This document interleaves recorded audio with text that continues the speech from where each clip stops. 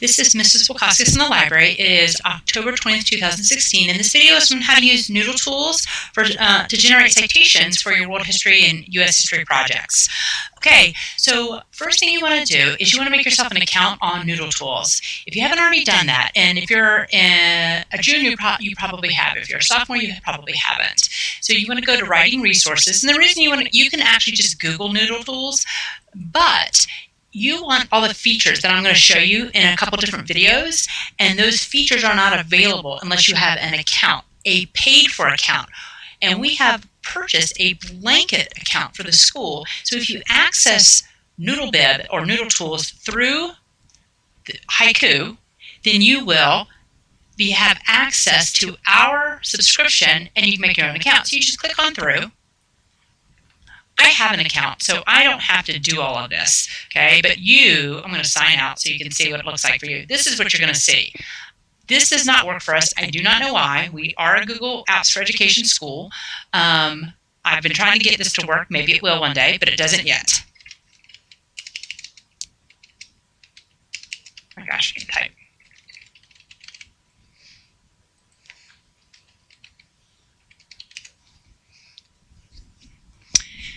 Okay, so these are all these different projects I've had over the years here, okay? You want to create a new project, okay? New project. From here, you decide what citation style, and you're going to do Chicago Turabian. Citation level, absolutely do advanced. If you don't do anything, if you don't do the advanced, you won't get all the you won't get all the ability to do all the funky things that you may use for your project, and then you'll be trying to back end it, and you'll be sorry. Okay, so we'll just call this History Project. There we go.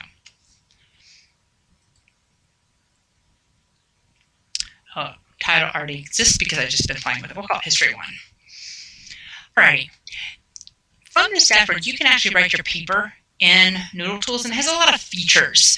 We're not going to spend any time on that today. I'm not saying it's a waste of time, but I find that typically kids want to do it their own way, and that's perfectly fine. So we're going to just go on the sources, because what its strength is the ability to create citations for your sources. Okay, so we're in Chicago, bibliography, okay, and I do show you in another video how to export your citations into your annotated bibliography or into your works cited list. So make sure you watch that, because that's pretty powerful. Okay, but we're just going to work on creating citations right now. So here, create a new citation. I want to show you a few things. If you're using a book, okay, and you have print or in hand, not an ebook, but you could actually probably do this with an ebook too, okay? But I'm going to do print or in hand. It means you're holding the document, okay? We're going to do a book. I want to show you a few things, because this is the best thing ever. If you know the ISBN number, and if you have an ebook, you'll find at the bottom of the link to the ebook, you'll find the ISBN number. The ISBN number is on the back right-hand corner of the book. So I'm going to pull up an ISBN number. I've typed it in. I am picking this book. It's called The Greek Myths by Robert Graves. Hopefully I typed it in correctly. There we go. So typically, in my experience, it's always given me one result. But in theory, I guess it could give you more than one. It shouldn't, because you've got an ISBN number, and each version of a book has its own ISBN number. I click on it. I click Import Selected Source. I make sure that this is right. It's asking me to make sure that this is right. I hit Continue, and look, it pulls everything in I need. Unbelievably amazing. You can actually go ahead and type in your annotations here, and you write down all the things that you think that you need to include from this book for your paper. You won't need. This is nice when you do your annotated bibliography. It'll pull the whole thing in. It won't be in your works cited. I'm going to click here, include this list, hit Submit, and here's your citation. It tells you over here that it's a book. Don't worry, when you do your works cited list, this won't pop up. Okay, but here's your citation. Okay, if you come over here, footnotes. Here's your first full footnote. Here's your subsequent footnotes. You will have to go in and type in what page number, or actually you can do, see, it's going to change it, and then you can copy and paste. And it also tells you what you have to do in footnotes in case you have to create your own for some reason, and it gives you the rules about footnotes. It's really quite nice. But then you can just copy and paste your footnote, and there you go. The other thing I wanted to show you on that. Oh, right. No, it's not showing me what I wanted to show you. I'll see if I get it in a second.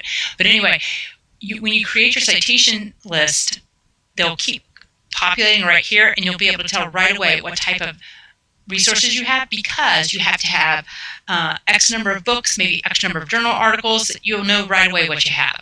Let's keep going on. I'm going to show you one more type of citation. So let's say I was doing a project on Pliny the Elder. I don't know why I picked him, but let's say that's what I was going to do.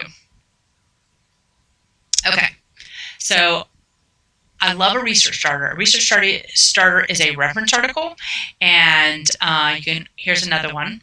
Reference article. You can see right here what type of resource you have, and you kind of need to know that when you're doing your citation list. Okay, so I'm going to click on this. I'm going to open a new tab. Okay, very short resource. Okay, you probably would find that this one is a larger one. There, that's a better one. Okay. Okay, so you can come over here and you can get your citation. Okay, right down here. Okay, these are not always correct. You need to be, if you're going to use these, they're actually wrong quite a bit, but they're not very wrong. There's usually some little thing that's wrong. So if you want to be very careful and copy and paste it, you want to make sure it's right before you copy and paste it. Then in NoodleTools, you can say, I want to create a new citation. I have a database. Where's the reference? It's a reference source. If you have already looked and you know it's right, you can hit copy and paste citation, and then you plug it in there. You're going to have to change the colors around in your citations. And anyway, so you can do that. Now, once you do that, you will not be able to edit it later.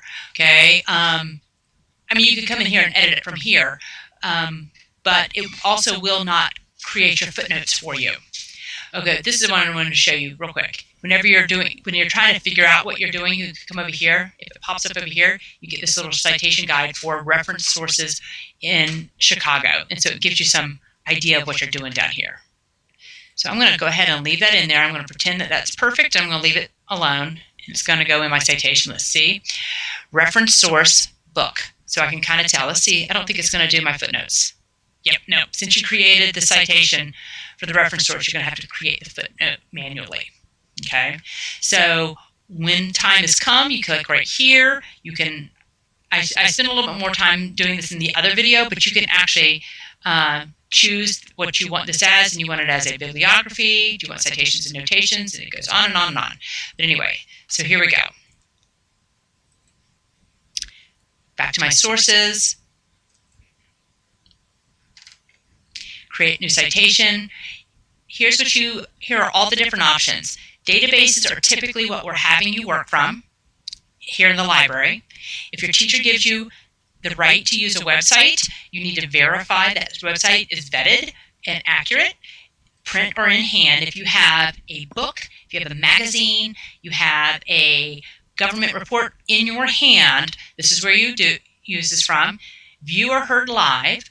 Okay, so if you watched the debates and you took note, if you watched a TV show and you took notes, you do it from here. File or app, well, we have it Flipster Flipster magazines. You could do that from here. Other is not something I think you're going to deal with. Okay, but the vast majority of everything you're going to do, even if you're using our video resources, they're coming from a database. So you notice that over here, there is somewhere in here, see, I've got video recordings in a database. Okay, so most of what you're going to be doing is coming from here. I think that's all I needed to show you for this. Make sure that as you build your citations, you add everything in, and then when you're ready to create your annotated bibliography or your works cited page, that you watch that next video, because it's going to show you how to spit that whole thing out without having to format it yourself. Let me know if you have any questions.